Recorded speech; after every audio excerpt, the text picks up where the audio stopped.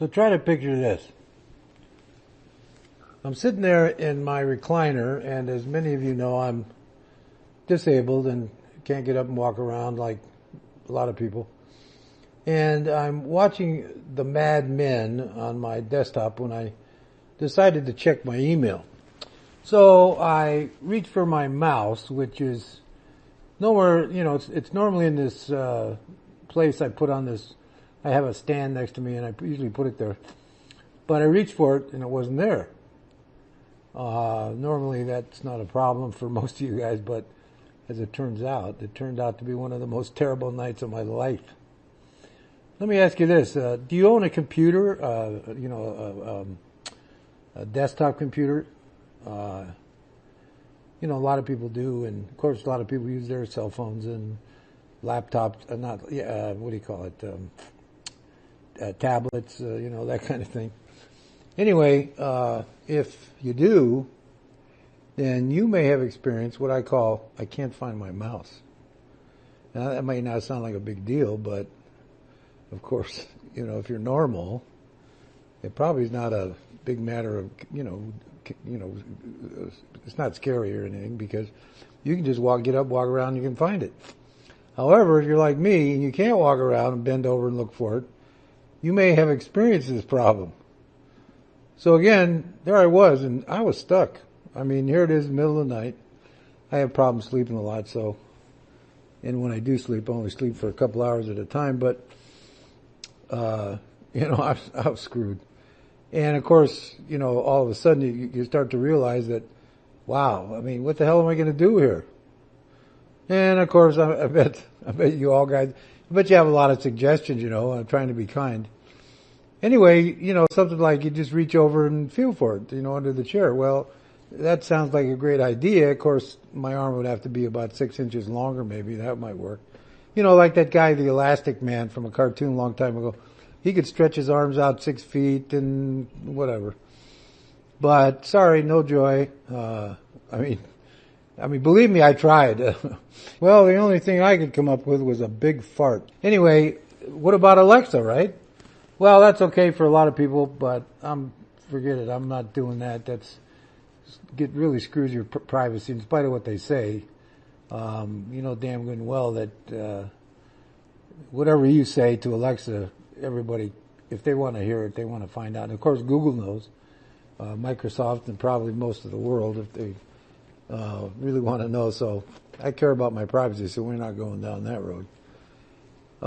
You might suggest using one of those extended gripper things, the metal ones that have that trigger on it, that squeezy thing. You squeeze the handle and water comes out, when you're trying to water your lawn, that spray thing.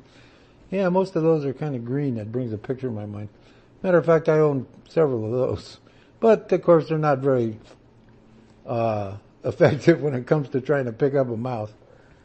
And, cause, they don't bend, they won't curve around underneath the damn chair. Can you imagine trying to bend that thing underneath the chair and then reaching over? Shit, I'd probably fall out of my chair, for God's sake. And then what'd I do? I'd be screwed. I'd be laying on the floor for 10 hours waiting for somebody to come around and pick me up or help me, Anyway, I own about every gadget there is. I mean, you should see my house. Anyone who ever is allowed in here, they always remark that it looks like a pawn shop. I've got so many different gadgets. I got a meat slicer. I got a slow cooker, the Vitamixer. I could go on and on for probably half an hour with all the crap I've got in here. And anyone, when they come in, a lot of times they ask me, how much do I want for this or how much do I want for that? Of course, I don't sell my stuff, but in any case, and any of these gadgets that I got, because believe me, I thought about it, they can't curve around. There's nothing, I mean, it's just, I don't know. When you think about it, you can think about all these wonderful suggestions, but nothing. I mean, there's, and so finally, the worst part is when you realize that you're screwed. I mean, you really are, until somebody shows up and finds your mouse and picks it up, and you know that they won't be there for 6 or 7 or 8 or 9 or 10 or 11 freaking hours. So what are you going to do? I mean, what would you do? Well, I'll tell you what I did. As Sam Levinson would have said, I am sure, there's not a freaking thing you can do. And if you don't know who Sam Levinson was, please look it up. I'm too damn tired to explain it to you. So, I mean, can you imagine? I mean, think about it. What would it feel like? What would it feel like? You're stuck in front of your computer or your TV for 6 or 7 or 8 or 9 hours, and you can't change the damn tab or the program. You're looking at the same damn thing over and, I mean, just, oh, Jesus. Think about it a minute. You got it? Not very good, right? So, anyway, I guess now I'm supposed to tell you about this great solution that I finally discovered, how I overcame the challenge. Well, the only solution I could come up with was to either invent a new gadget, which of course wouldn't be available at the, that moment, or to make sure I placed it in a secure place that would be there when I wanted it. And for the last night, I was screwed. I mean, like I've said, there wasn't anything I could do. So, sorry, there's no overcoming this challenge. But I can tell you, any suggestion and all, that'd be really appreciated. And thanks for listening. There was something that I came up with after I had finished the recording, and that is, I'm sure some of you thought of using my cell phone and calling somebody. But here we are at, 1 o'clock, 2 o'clock in the morning, 3 o'clock in the morning.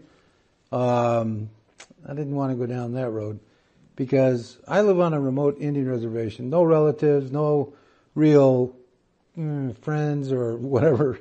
I mean, I just wasn't comfortable with calling, somebody up and waking them up. And I mean, my one of my caregivers, Megan, who's really great. I mean, she just, but she's got a 9-year-old son, and I'm sure Dylan wouldn't appreciate it. So anyway, I just wanted to add that on the end in case, you'd wonder why I didn't think about that.